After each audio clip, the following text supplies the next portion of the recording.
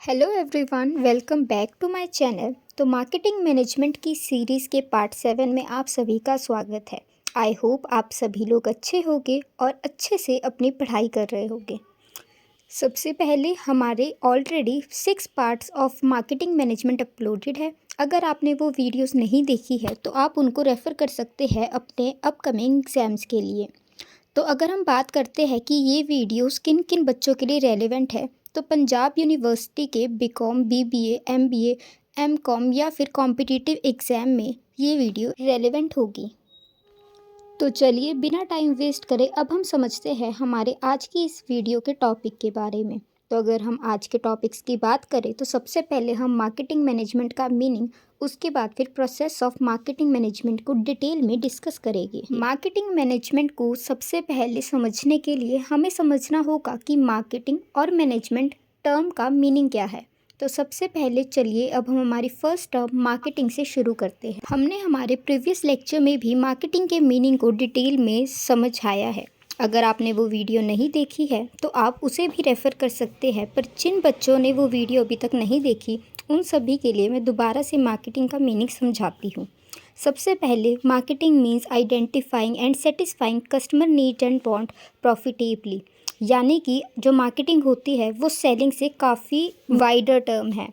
तो अगर हम मार्केटिंग की बात करते हैं तो मार्केटिंग का मीन्स अपने गुड सिर्फ सेल करना नहीं, बल्कि अपने कस्टमर की नीड्स एंड वांट्स को आइडेंटिफाई कर कर उनको इस तरह से बेचना है ताकि आप प्रॉफिट अर्न कर सको।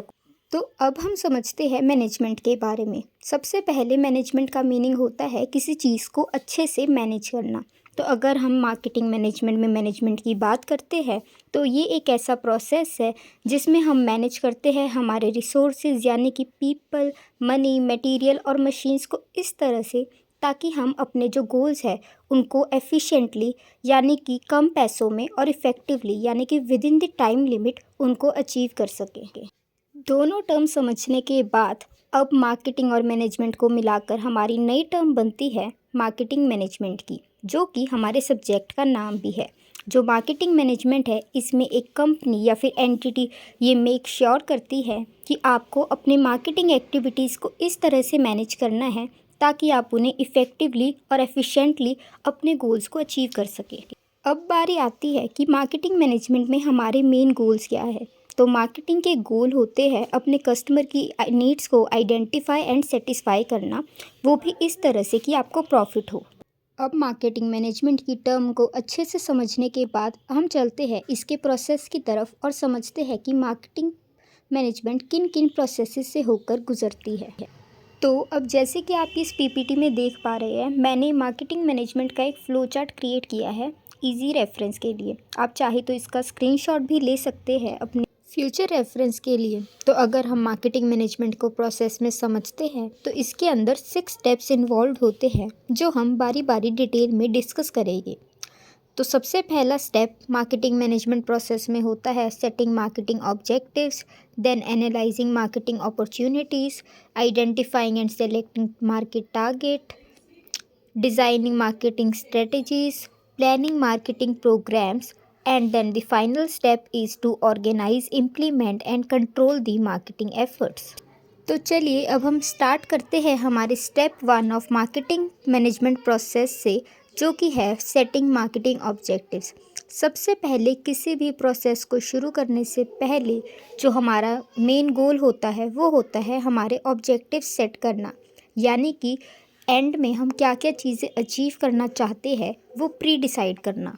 इस स्टेप में जो कंपनी होती है वो अपने ऑब्जेक्टिव सेट करती है कि वो आखिर मार्केटिंग करना क्यों चाहती है, क्योंकि अगर एक बार आपका जो पाथ है वो सेट हो या फिर क्लियर हो तो आपको इन्वायरमेंट स्कैन करने में आसानी होती है और आप उसी के अकॉर्डिंग अपॉर्चुनिटीज़ ढूंढते हो। यानी कि अगर आपको यही नहीं पता कि आपका लक्ष्य क्या है तो आप अपनी जो अपॉर्चुनिटीज़ है उनको कैसे फाइंड आउट करोगे। बट अगर आपका जो क्लियर ऑब्जेक्टिव है वो आपका क्लियर होता है कि आपको क्या अचीव करना है तो आप उसी के अकॉर्डिंग उसी डायरेक्शन में काम करते हो। मार्केटिंग करते वक्त हर कंपनी का अपना अलग ऑब्जेक्टिव हो सकता है। फॉर एग्जांपल, किसी को सेल वॉल्यूम इंक्रीज़ करना है, किसी को अपना ग्रोथ रेट इंक्रीज़ करना है, किसी को मार्केट पेनिट्रेशन इंक्रीज़ करनी है, किसी को आरओआई इंक्रीज़ करना है, तो किसी को अपनी कंपनी की गुडविल क्रिएट करनी है सोसाइटी की नज़रों में। इसके अलावा भी कई सारे ऑब्जेक्टिव्स हैं जो एक कंपनी के हो सकते हैं और वो कंपनी टू कंपनी डिपेंड करता है। इसके बाद हमारा सेकंड स्टेप होता है एनालाइजिंग मार्केटिंग अपॉर्चुनिटीज़ को, यानी कि हम अब हमारे सेट ऑब्जेक्टिव के अकॉर्डिंग मार्केट में अपॉर्चुनिटीज़ को फाइंड आउट करना शुरू करते हैं। यानी कि अगर हमारा जो मोटिव है वो सेल इंक्रीज़ करना है, तो हम देखते हैं कि ऐसा कौन सा प्रोडक्ट मार्केट में एग्जिस्ट करता है जिसकी डिमांड ज़्यादा है और हम वो बना सकते हैं, ताकि जो हमारा कस्टमर है उसकी नीड्स एंड वांट सेटिस्फाई हो, वो उस प्रोडक्ट को परचेज़ करे, जिससे हमारा सेल इंक्रीज़ हो और सेल इंक्रीज़ के साथ ही हमारा प्रॉफिट भी इंक्रीज़ हो। पर कोई भी प्रोडक्ट एंड सर्विसेज जिसमें आप डील करना चाहते हो, वो सेलेक्ट करने से पहले आपको इन्वायरमेंट को अच्छे से एनालाइज करना पड़ता है। अब जो हमारा इन्वायरमेंट होता है वो दो हिस्सों में बांटा गया है, micro environment and macro environment. Micro environment वो सारे फैक्टर्स है जो आपके बिजनेस को डायरेक्टली इम्पैक्ट करते हैं और आपकी प्रोडक्शन एंड सेलिंग पर उनका डायरेक्ट असर जाता है। For example, suppliers. आपको ये देखना है कि जिस प्रोडक्ट को आप मैन्युफैक्चर करने की सोच रहे हो या फिर रीसेल करना चाहते हो, क्या उसका जो प्रोड्यूसर है या फिर जिससे आपको रॉ मटेरियल परचेज़ करना है वो आपको महंगा तो नहीं पड़ता, आपके नियर बाय सप्लायर अवेलेबल है भी या नहीं। क्योंकि अगर जो सप्लायर है वो दूर है और आपके आसपास नहीं है, तो आपकी ट्रांसपोर्टेशन कॉस्ट बढ़ेगी, जिससे आपको कॉस्ट इंक्रीज़ होगी और प्रॉफिट कम हो जाएगा। वहीं पर एक कंपनी को माइक्रो इन्वायरमेंट के साथ साथ मैक्रो इन्वायरमेंट का भी ध्यान रखना होता है। मैक्रो इन्वायरमेंट में वो सारे फैक्टर्स कवर होते हैं जो आपकी कंपनी को इनडायरेक्टली अफेक्ट करते हैं। For example, political, social, economic factor. अगर हम यहाँ पर एग्जांपल की बात करें, तो मान लीजिए कि आप गुजरात में रहते हैं, तो वहाँ पे अल्कोहल बैन है। तो अगर आप वहाँ पर अल्कोहल प्रोड्यूस करने के बारे में सोच रहे हो, क्योंकि कस्टमर की नीड्स एंड वांट्स है, तो भी आप चाह कर भी वहाँ की लीगल रूल्स एंड रेगुलेशंस के चलते अल्कोहल मैन्युफैक्चर नहीं कर पाएगी। इसलिए आपको माइक्रो और मैक्रो इन्वायरमेंट को अच्छे से एनालाइज करना होगा before selecting any product and service. Marketing opportunities select करने के बाद अब आपका स्टेप 3 आता है identifying and selecting the target market का। इसके अंदर आपको अपनी पर्टिकुलर टारगेट मार्केट सेट करनी होती है, क्योंकि किसी भी कंपनी के लिए ये मुमकिन नहीं है कि वो मार्केट में मौजूद सभी कंज्यूमर्स की नीड्स एंड वांट्स को एक साथ सेटिस्फाई कर सके ड्यू टू फाइनाइट रिसोर्सेज। इसलिए आपको एक स्टेप वाइज अप्रोच फॉलो करनी पड़ती है अपनी टारगेट मार्केट को आइडेंटिफाई और सिलेक्ट करने के लिए। तो सबसे पहले जो इसके अंदर स्टेप होता है वो होता है मार्केट सेगमेंटेशन का, यानी कि आपकी मार्केट में जितने भी कस्टमर्स हैं, हम सब उन सभी की नीड्स एंड वांट्स का पता करते हैं और जिन जिन कस्टमर्स की नीड्स एंड वांट्स सिमिलर है उन सबको इकट्ठे उनका एक ग्रुप बना देते हैं। यानी कि अगर हम आसान भाषा में कहें तो कस्टमर्स को आप अलग अलग ग्रुप में बांटते हैं उनकी नीड्स एंड वांट्स के अकॉर्डिंग। इसके बाद आपको जो भी ग्रुप ऐसा दिखता है जहाँ पर आपके ज़्यादा कस्टमर्स होते हैं, यानी कि आपका प्रॉफिट वहाँ पर ज़्यादा हो सकता है, प्लस आप उस अपॉर्चुनिटी को एक्सेप्ट कर सकते हैं और वही प्रोडक्ट एंड सर्विसेज प्रोड्यूस कर सकते हैं, आप उस टारगेट मार्केट को सिलेक्ट करते हो। टारगेट मार्केट सिलेक्ट करने के बाद इसके अंदर जो थर्ड स्टेप होता है वो होता है मार्केट टारगेटिंग का, जिसे हम मार्केट पोजीशनिंग भी कहते हैं। इसके अंदर आप फाइनली एक टारगेट मार्केट सिलेक्ट करते हो। फॉर एग्जांपल, आपके जो टारगेट मार्केट है वो है चिल्ड्रन और आप उनके टॉयज़ वगैरह मैन्युफैक्चर करना चाहते हो, क्योंकि जो एक छोटा सा टॉय होता है वो भी काफ़ी कॉस्ट का या फिर काफ़ी प्राइस में सेल होता है और वहाँ पर कॉस्ट ऑफ प्रोडक्शन भी कम होती है। तो इसलिए आप अपने टारगेट मार्केट के अकॉर्डिंग सबसे बड़ी अपॉर्चुनिटी देखोगे कि आपने जो बच्चों की टारगेट मार्केट सिलेक्ट की है, आप उन बच्चों के लिए क्या गुड्स एंड सर्विसेज प्रोड्यूस कर सकते हो। बच्चों के जूते, बच्चों के कपड़े, बच्चों के खिलौने या फिर क्या चीज़ें। इन सभी में आपको जो भी सबसे ज़्यादा अपॉर्चुनिटीज़ वाला आइटम दिखे और आपको लगे कि आप कस्टमर की नीड्स एंड वांट्स को उनकी नीडेड क्वालिटीज़ के अकॉर्डिंग गुड्स मैन्युफैक्चर करके डिज़ाइन कर सकते हो और सेटिस्फाई कर सकते हो, आप वही मार्केट को सिलेक्ट करते हो। टारगेट मार्केट सिलेक्ट करने के बाद आपका स्टेप 4 आता है डिज़ाइनिंग मार्केटिंग स्ट्रेटजीज़ का। यानी कि आपने गुड्स मैन्युफैक्चर करने के बाद अब बारी आती है लोगों को ये बताना कि आपके पास ये गुड्स अवेलेबल है जो उनकी नीड्स एंड वांट्स को सेटिस्फाई कर सकते हैं आपके कॉम्पिटिटर्स से अच्छा। तो लोगों तक ये बात पहुंचाने को हम मार्केटिंग बोलते हैं और इसके अंदर हम वेरियस स्ट्रेटजीज़ का यूज़ करते हैं जो कि आपके प्रोडक्ट को सेल करने में हेल्प करती है। तो सबसे पहले किसी भी कंपनी की मार्केटिंग स्ट्रेटेजी में जो सबसे इम्पॉर्टेंट पार्ट होता है वो होता है डिज़ाइनिंग दी वैल्यू का, जिसे हम ब्रांडिंग भी बोलते हैं। अगर आप बिना ब्रांड या लोगो के अपना प्रोडक्ट मार्केट में सेल करते हो तो लोगों को आपके प्रोडक्ट के बारे में पता ही नहीं चलता कि ये पर्टिकुलर प्रोडक्ट आपकी कंपनी का है। ब्रांडिंग आपके जो प्रोडक्ट है उसको अपनी कंपनी के साथ डायरेक्टली कनेक्ट करती है कस्टमर को।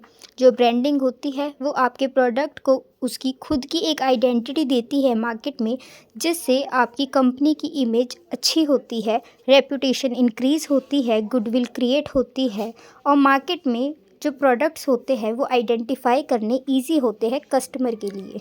इसके बाद अब सबसे इम्पॉर्टेंट टूल जो आपकी मार्केटिंग स्ट्रेटजी में यूज़ होता है वो होता है मार्केटिंग मिक्स डेवलप करने का।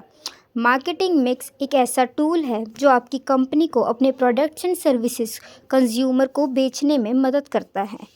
मार्केटिंग मिक्स में 4 पीस इन्वॉल्व होते हैं: product mix, price mix, place mix and promotion mix. हम इन 4 पीस ऑफ मार्केटिंग को अपकमिंग वीडियोस एंड लेक्चर्स में अच्छे से डिटेल में समझेंगे, पर यहाँ पर मैं आपको इन चारों मिक्सेस का एक ब्रीफ ओवरव्यू दे देती हूँ। सबसे पहले आता है प्रोडक्ट मिक्स। प्रोडक्ट मिक्स में वो सारी चीज़ें आती है जो एक प्रोडक्ट से रिलेटेड होती है, यानी कि जो आपका प्रोडक्ट है वो क्या बनेगा, किस क्वांटिटी में बनेगा, कब बनेगा, कैसे बनेगा, आपके जो प्रोडक्ट है उसका क्या लेबल होगा, आप उसको कार्डबोर्ड में बेचोगे, बॉक्सेस में बेचोगे, पॉलीथीन में दोगे, या वो किस ब्रांडिंग नेम के साथ बेचा जाएगा। इसके बाद प्रोडक्ट बनाने के बाद और प्रोडक्ट से रिलेटेड सारी चीज़ें पता करने के बाद हमारा नेक्स्ट पी होता है प्राइस मिक्स का। प्राइस मिक्स बहुत ही इम्पॉर्टेंट माना जाता है क्योंकि प्राइस में थोड़ा सा भी फ्लक्चुएशन आपको या तो लॉस में ले जा सकता है, क्योंकि अगर आपका सेलिंग प्राइस है वो अंडर प्राइस्ड होगा तो आपको वैसे ही प्रॉफिट रिड्यूस हो जाएगा, जिससे आप लॉसेस में जा सकते हो। और वही दूसरी तरफ अगर आप ओवर प्राइस्ड प्रोडक्ट सेल करते हो मार्केट में तो आपका जो प्रोडक्ट है वो कोई भी नहीं ख़रीदेगा और आपके सारे कस्टमर्स शिफ्ट हो जाएंगे आपके कॉम्पिटिटर की तरफ। इसलिए कंपनी को पूरी स्ट्रेटजी क्रिएट करनी पड़ती है अपने प्रोडक्ट एंड सर्विसेज के सेलिंग प्राइस को डिसाइड करने में। और आपको इन चीज़ों का ध्यान रखना पड़ता है कि जो भी आपका प्रोडक्ट का प्राइस हो वो आपके सेट ऑब्जेक्टिव को अचीव करने में हेल्प करे और साथ के साथ आपके कस्टमर की नीड्स एंड वांट्स को भी सेटिस्फाई करे और आपका जो कस्टमर हो वो परचेज़ करे तो खुश होकर परचेज़ करे। प्राइस मिक्स के बाद थर्ड मिक्स आता है प्लेस मिक्स का। आपने प्रोडक्ट क्रिएट कर लिया, आपको वो प्रोडक्ट किस प्राइस में बेचना है ये भी डिसाइड कर लिया, पर अब जो प्रोडक्ट है वो बनता एक जगह है, यानी कि आप हर जगह प्रोडक्शन नहीं कर सकते, बट जो कंजप्शन है वो कंट्री के हर एक कॉर्नर में की जाती है। इसलिए आपको डिफरेंट प्लेसेस पर वेयर हाउसेस मेंटेन करने होंगे या फिर जो अपने प्रोडक्ट्स है वो डिफरेंट एरियाज़ के होलसेलर रिटेलर को सेल करने होंगे, ताकि आपका जो प्रोडक्ट है वो मार्केट में दिखाई दे और कस्टमर उसे ईजीली परचेज़ कर सके। इसके बाद फोर्थ मिक्स आता है प्रमोशन मिक्स का। प्रमोशन मिक्स में आप अपने प्रोडक्ट एंड सर्विसेज को प्रमोट करते हो और उनकी मार्केट में एग्जिस्ट करने की जानकारी अपने कस्टमर्स को देते हो, क्योंकि कस्टमर को कभी भी खुद से यह पता नहीं चलता है कि मार्केट में कौन कौन से गुड्स अवेलेबल है। तो प्रमोशन मिक्स में हर वो सारी चीज़ कवर होती है जिसके थ्रू आप कस्टमर को अवेयर करते हो अपने प्रोडक्ट की एग्जिस्टेंस के बारे में। For example ads, newspaper, TV, radio etcetera.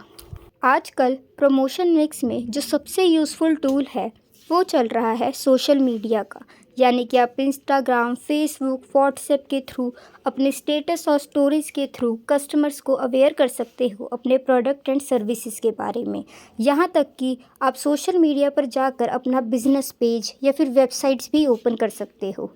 इसके बाद हमारा 5th स्टेप आता है प्लानिंग मार्केटिंग प्रोग्राम्स का। यहाँ पर जो कंपनी होती है वो फाइनली कोऑर्डिनेट करती है सारे एलिमेंट्स मार्केटिंग मिक्स के इकट्ठे, ताकि वो अपने मार्केटिंग ऑब्जेक्टिव को अचीव कर सके, प्लस अपने टारगेट कस्टमर्स की नीड्स एंड वांट्स को इफ़ेक्टिवली एंड एफिशिएंटली सेटिस्फाई कर सके।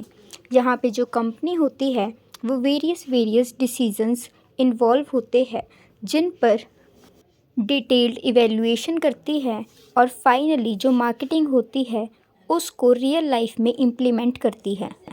तो इसमें पहला डिसीज़न होता है वैल्यू कम्युनिकेशन का, जिसमें जो कंपनी होती है वो इस चीज़ पे फोकस करती है कि वो अपने टारगेट कस्टमर्स को अपने प्रोडक्ट में प्रेजेंट सारी वैल्यू को एडिक्वेटली कम्युनिकेट कर पाए, ताकि जो कस्टमर्स हैं उन्हें ये पता चले कि जो प्रोडक्ट है वो किस किस यूज़ के लिए है और वो उन्हें कैसे हेल्प करेगा उनकी नीड्स एंड वांट्स को सेटिस्फाई करने के लिए। वैल्यू कम्युनिकेट करने के बाद जो हमारा नेक्स्ट डिसीज़न होता है वो होता है कि आपको अपने जो प्रोडक्ट एंड सर्विसेज है वो अपने डिज़ायर्ड कस्टमर्स तक कैसे डिस्ट्रीब्यूट करोगे। तो डिस्ट्रीब्यूशन में मैनेजमेंट मार्केटिंग के तहत 2 हिस्सों में डिस्ट्रीब्यूशन चैनल्स को बांटा गया है। फर्स्ट होते हैं direct method and second is indirect methods. Direct methods वो मेथड्स होते हैं जहाँ पे जो कंपनी या फिर प्रोड्यूसर होती है वो डायरेक्टली एंड कस्टमर्स को अपने गुड्स एंड सर्विसेज सेल करती है। फॉर एग्जांपल, खुद के मोबाइल में मेल से वेबसाइट क्रिएट कर जो कंपनी होती है वो अपने product and services directly customer को सोल्ड करती है। वहीं पर जो सेकंड मेथड होता है वो होता है इनडायरेक्ट मेथड। यहाँ पर जो प्रोड्यूसर्स होते हैं वो इतनी लार्ज क्वांटिटी में गुड्स मैन्युफैक्चर करते हैं कि उनको हर एक कस्टमर को खुद से रीच आउट करना पॉसिबल नहीं है। इसलिए वो जो गुड्स होते हैं वो वेरियस होलसेलर, रिटेलर या फिर पर्सनल एजेंट्स को अपॉइंट कर उनके थ्रू सेलिंग की जो प्रोसेस होती है उसको कंप्लीट करते हैं। इसके बाद आती है सप्लाई चेन मैनेजमेंट। जो सप्लाई चेन है वो एक कॉम्प्रिहेंसिव चैनल है जो कि रॉ मटेरियल परचेज से लेकर फिनिश्ड गुड्स कन्वर्ट करने तक और फिर उन गुड्स को एंड यूज़र्स तक पहुंचाने की सारी लाइफ साइकिल को बताता है। तो इसलिए किसी भी कंपनी के लिए सप्लाई चेन मैनेजमेंट क्रिएट करना बहुत ज़रूरी होता है, क्योंकि ये हमें एक्चुअल में हमारी वैल्यू के बारे में बताते हैं। मार्केटिंग इम्प्लीमेंट होने के बाद जो हमारा लास्ट स्टेप यानी कि 6th स्टेप होता है वो होता है मैनेजिंग दी मार्केटिंग एफर्ट्स का। ये हमारा मार्केटिंग मैनेजमेंट के प्रोसेस का फाइनल स्टेज है, जहाँ पर हम हमारी इम्प्लीमेंट करते हैं और रिसोर्सेज को इफ़ेक्टिवली एंड एफिशिएंटली पुट करते हैं हमारे मार्केटिंग एफर्ट्स के अंदर। इस स्टेप में मार्केटिंग मैनेजमेंट की हमारी जो परफॉर्मेंस होती है वो करेक्टली इवेलुएट होती है। उसके बाद हम उसे हमारे जो सेट ऑब्जेक्टिव यानी कि सेट परफॉर्मेंस होती है उससे हमारी एक्चुअल परफॉर्मेंस को कंपेयर करते हैं, और अगर कोई भी डिस्क्रिपेंसी होती है तो side by side corrective action लेकर उसे ठीक करते हैं। जो परफॉर्मेंस इवेलुएशन होती है वो टाइमली बेसिस पर होनी चाहिए। हमें थोड़े थोड़े समय में हमारी परफॉर्मेंस को इवेलुएट करना चाहिए, ताकि हम समय रहते हमारे लूप होल्स को आइडेंटिफाई कर सकें और उन्हें ठीक कर सकें, ताकि हम हमारे जो सेट ऑब्जेक्टिव है उसको effectively and efficiently timely basis पर अचीव कर सकें। तो इसी के साथ हमारी आज की ये वीडियो यहीं पर समाप्त होती है, और मैं उम्मीद करती हूँ कि आपको मार्केटिंग मैनेजमेंट और मार्केटिंग मैनेजमेंट के प्रोसेस डिटेल में समझ आया होगा। अगर आपको ये वीडियो अच्छी यूज़फुल लगे then do like, share, subscribe and comment. Thanks for watching.